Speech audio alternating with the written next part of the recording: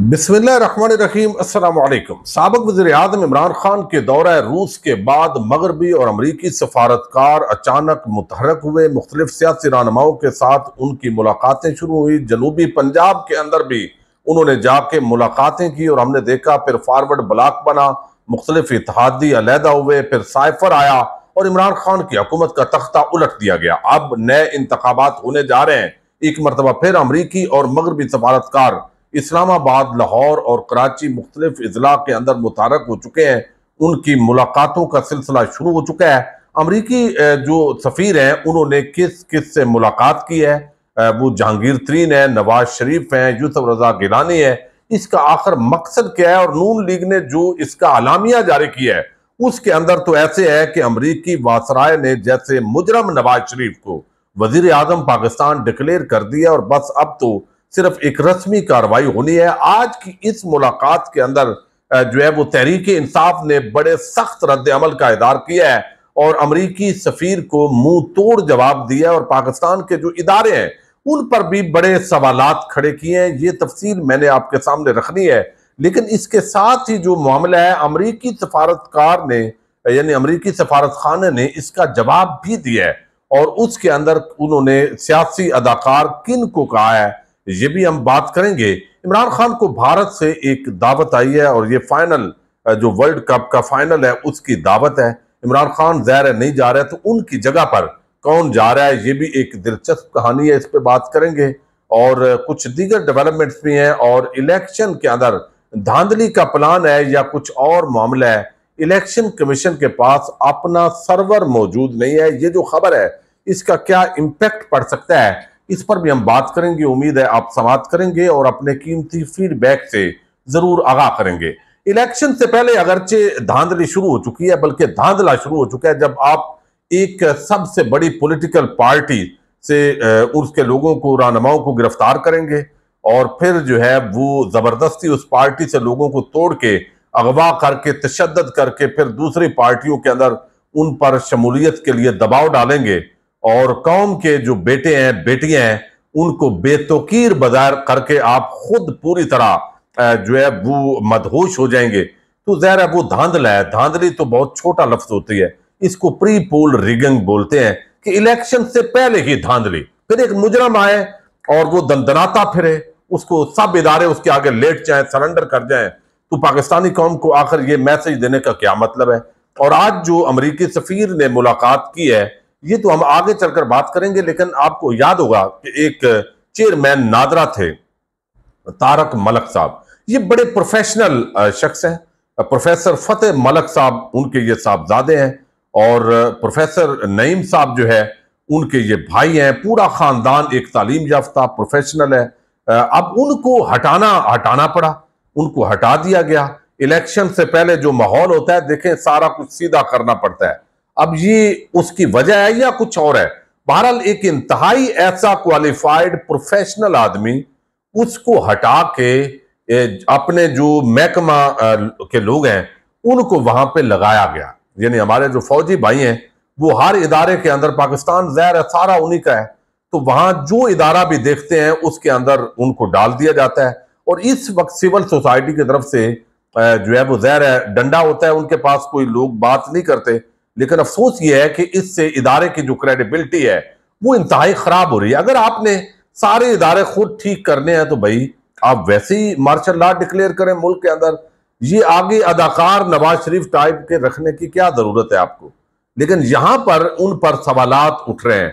एक तो लीडरशिप पर, नैब आप देखिए जब से एक रिटायर जर्नल आया है उसको बेतौकीर कर दिया गया है। उसके अंदर और इदारों के लोग वो जब से भर्ती किए गए हैं, तो इसका मतलब है कि ये तो सिलेक्टिव किस्म का इंसाफ है कि उससे तासर क्या हो रहा है, इदारे की क्रेडिबिलिटी लूज हो रही है कि भाई ये फौज कर रही है, क्योंकि फौजी जर्नैल हर जगह है। जमीनों का कहीं झगड़ा हो, मामला हो, तो वहां पे भी ये एतराजात जो है वो उठाए जाते हैं और ये चीज जो है वो कतन इदारे के मफाद में नहीं है, लेकिन बहरहाल वो कर रहे हैं। अब खबर ये है कि भाई जो चेयरमैन नादरा है उन्होंने उस वक्त चीफ इलेक्शन कमिश्नर को ये बोला भी था कि हम आपको फैसिलिटेट करते हैं, लेकिन chief election commissioner Sikandar Sultan Raja वो तो एक चाबी वाला खिलौना है, जैसे काकड़ एक खिलौना है तो खिलौने रखे जाते हैं, जो एहसान मंद होते हैं और ये सारी चीजें। अब यहां पर जो है इलेक्शन कमीशन ने मुख्तलिफ इजला में regional election commissioner, district election commissioner के दफातर से EMC का तजर्बा किया है।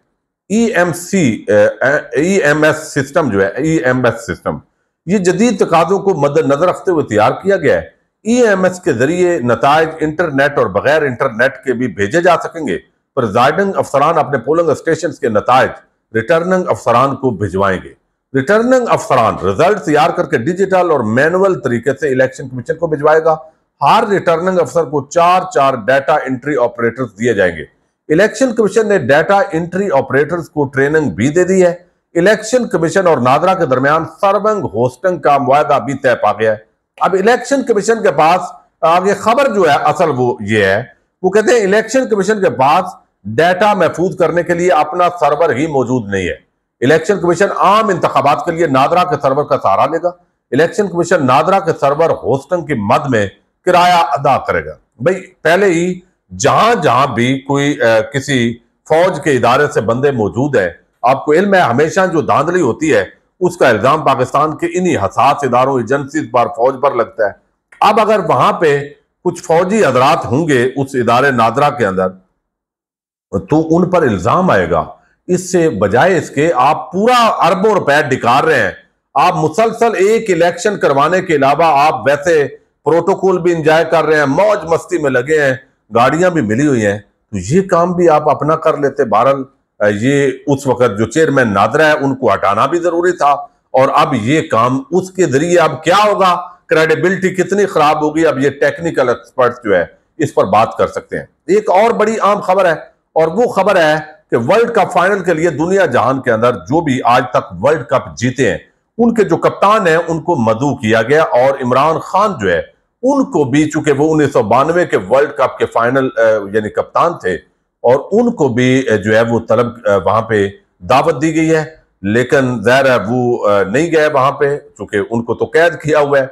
उनको सजा ये काफी है, पाकिस्तानियों को भी सजा काफी है कि हमें जो है वो नवाज शरीफ, जरदारी, तमाम खाऊ कबाइल चाहिए ताकि मिल बांट के हम खाएं, तो कौम को इसके कोई भी दयानतदार लीडर तो चाहिए नहीं। अब इसलिए पाकिस्तान क्रिकेट बोर्ड के जो चेयरमैन है ज़का अशरफ, ये पीसी जो है वो वहां से CI की सेक्रेटरी जे शाह ने इनको दरखास्त किया कि वो 1992 टीम के कप्तान इमरान खान का खसूसी तोहफा बलीज ये लें। तो अब ये PCB के चेयरमैन साहब ये तोहफा जो है वो कबूल करेंगे। इमरान खान को ज़ाहिर साबिक सारे कप्तान जमा होंगे, लेकिन इमरान खान वहां पे मौजूद नहीं होंगे। अब एक और जो सबसे बड़ी दिल दहला देने वाली खबर है, अब वो है जी अमरीकी और बरतानवी सफीर मुतहरक हुए हैं। अभी 2 दिन पहले मरियम नवाज से बरतानवी सफारतकारों की मुलाकात हुई, और अब जो है वो अमरीकी डोनाल्ड लू से अब डोनाल्ड बलूम तक मामला पहुंचा है।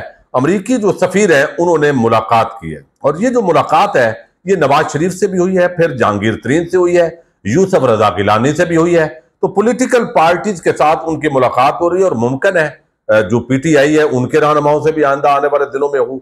लेकिन तहरीके इंसाफ ने जो रद्द अमल का इदार किया वो बेसिकली जो है वो इस मुलाकात के अलावा जो नून लीग ने इस मुलाकात का अलामिया जारी किया है उसके अंदर कुछ ऐसे अल्फाज इस्तेमाल किए हैं जिससे उन्होंने ये तासर दिया है कि जैसे अमरीकी सफीर ने नवाज शरीफ को वजीर आजम बना दिया है, अब अवाम जाए भाड़ में, उनके ठप्पे की जरूरत नहीं है। तो ये मैं अल्फाज जो 4 लाइनें हैं ये आपके सामने रखता हूं। वैसे तो इसमें लिखा गया है आए उन्होंने मुलाकात की, लेकिन यहां पर इसके अंदर लिखा गया जी मुलाकात के दौरान दोनों रहनुमाओं ने पाकिस्तान की सियासी और मुआशी सूरत हाल, खास तौर पर आम इंतखाबात की तैयारियों के हवाले से तबादला ख्याल किया।